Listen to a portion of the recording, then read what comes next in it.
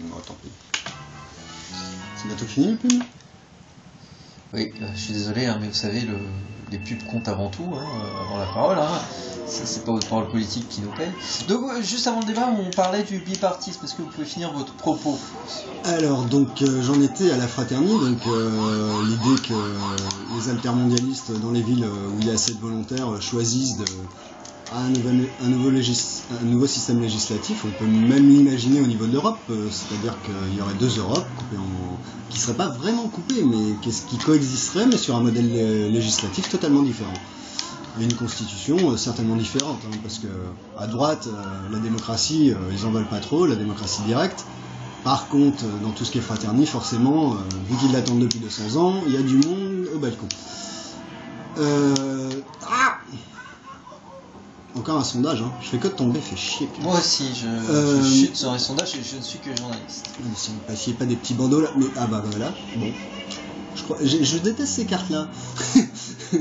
Ah, mais c'est la démocratie, hein, c'est le peuple qui choisit. Bon. Et donc, par contre, si on veut faire ça, il faut quand même il faut savoir rassembler.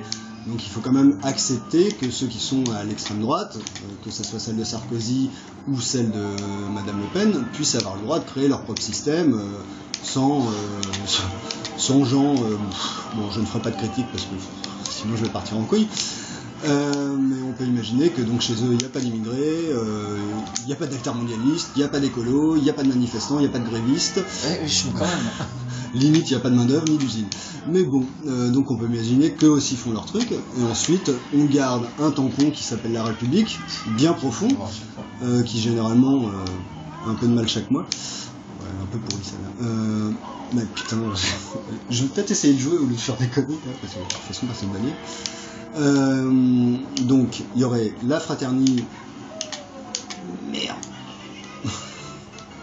La Fraternité d'un côté. La capitaliste décomplexée avec le MEDEF de mes deux serait surtout là-bas à mon avis.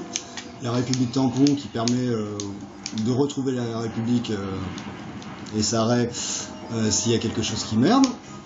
Ensuite, à chacun des deux camps de faire la preuve que leur système marche.